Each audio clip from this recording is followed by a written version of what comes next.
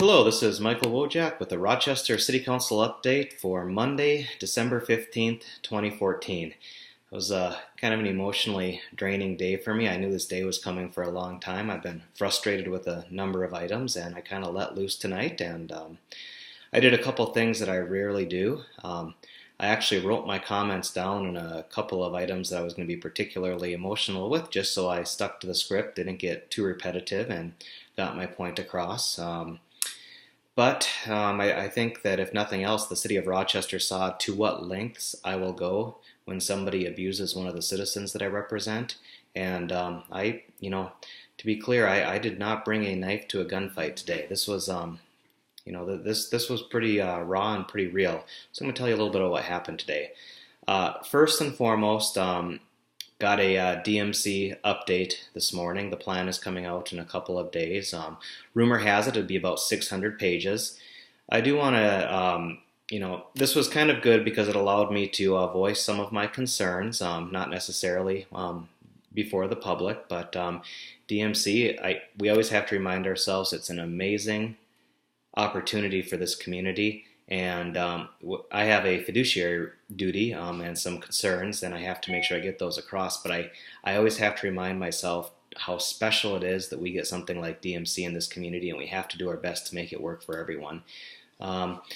With regards to trail clearing, BPAC did an outstanding job putting materials together and answering all of the questions the council had, and then the council turned around and rejected clearing two high-priority trails by a 5-2 vote. It was only Sandra and I that supported clearing the trails. So, I think that we'll have Nick Campion on board at the next meeting, and Bruce Snyder will not be on board. And I think that'll be a change for those of us that want to support all modes of transportation. That'll be a change, and these things will be easier to do in the future. And hopefully we can get to this next year.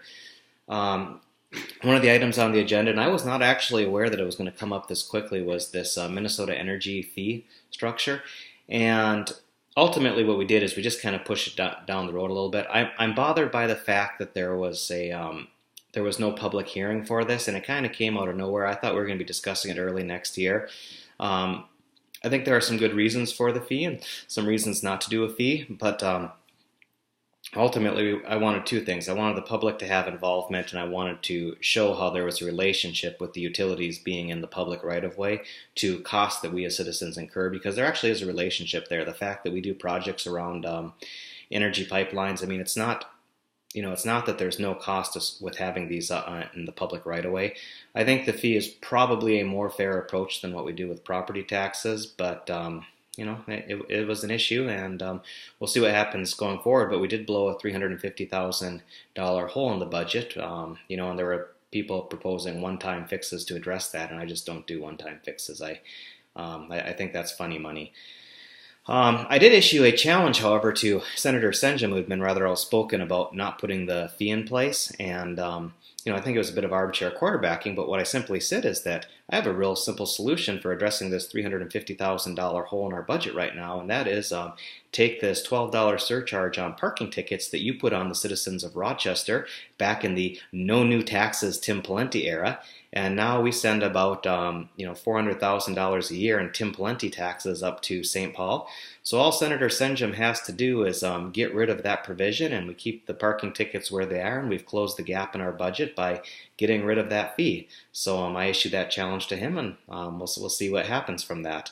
A couple of things that I was kind of dreading was dealing with Mac Hamilton yet again tonight, and all of his some of the flaming emails that he sent, I just put it directly on my website. I thought you'd enjoy that, but basically what he knowing full well that he had no authority to tow people, he took an innocent woman that was parked in a public parking spot in front of one of his buildings. He didn't do it personally, but his company did, and towed away an innocent victim. And part of the issue was we allowed these ridiculous signs to go up, and that made the tow company think that, yeah, we can just tow these people away.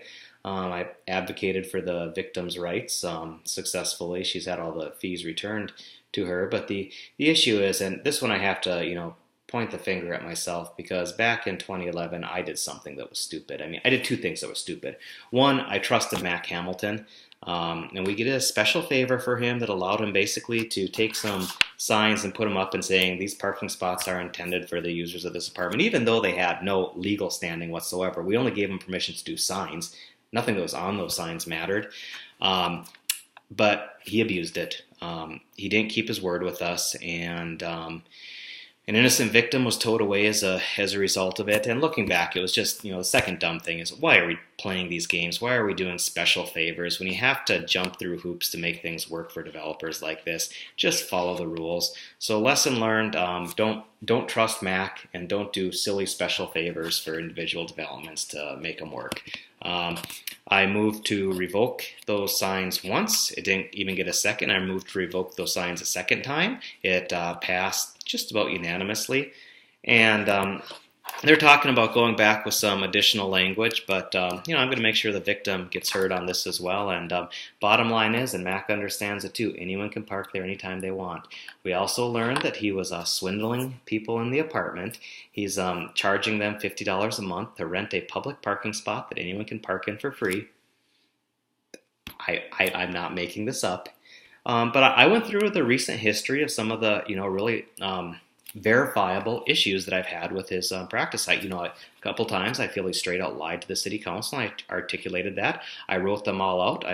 The accusations that I made are backed by meeting minutes, videos, press accounts. And ultimately, if he's saying that these accusations that I'm making are not correct, I welcome him to show me why the evidence is wrong. And hey, if I'm wrong about these things, I'll be happy to correct it. But he didn't even speak to most of them when I brought him up today. And I think there are a lot of people in the neighborhoods that are pretty frustrated and angry with some of the, the unfair dealings that they feel that they received. I couldn't believe during the meeting I was just looking at my email, and apparently a lot of people are watching this because I could not believe the notes that I got while I was kind of going through my comments on why we should not trust Mac and why we should revoke these. Bottom line is the council's probably going to continue doing special favors for Mac. I went so far as when this was not a public hearing, and I actually made the council vote to suspend the rules for the public to allow Mac to speak, just to emphasize this point that I'm not interested in doing special favors for Mac Hamilton anymore. I'm just done with that. When he comes forward with a project, he gets fair consideration against the letter of the law, but these special favors for Mac Hamilton have got to stop. Lastly is the budget, and I've been frustrated over years because I think we're playing a game with a well-orchestrated house of cards, and I think that very quickly it's going to come tumbling down, and that scares me. I think too often we're funding a number of ongoing items with one-time funds, and the example that I gave that is the most egregious is this budget has embedded in it a $5.5 million subsidy for sewer fund. We know that the cost of sewer fund that we're providing for new development is going to run about $7.5 million in 2015, and we estimate that developer fees for the using that sewer fund are going to run about $2 million. Who pays the other $5.5 million? Well, everybody in the community on that sewer charge that's on your RPU bill. It's very regressive, and that same $5.5 million, we're not funding public safety like we probably should. We certainly aren't maintaining our infrastructure the way that we should. In fact, we're using one-time dollars that we're running out to do that.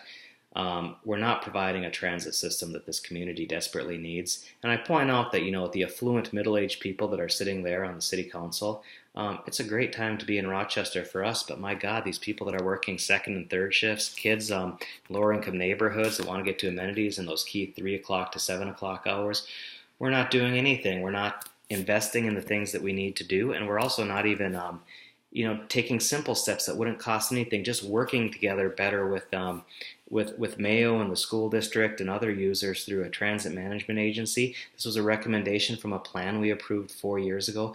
We're not doing any of this stuff whatsoever, and it drives me absolutely insane that we have these people in need in our community, and we're willing to have them subsidize McMansions and strip malls through through developer subsidies, and yet we can't even provide basic services like the transportation that they desperately need. It's hurting our community, it's hurting the people in our community, and I don't agree with those priorities.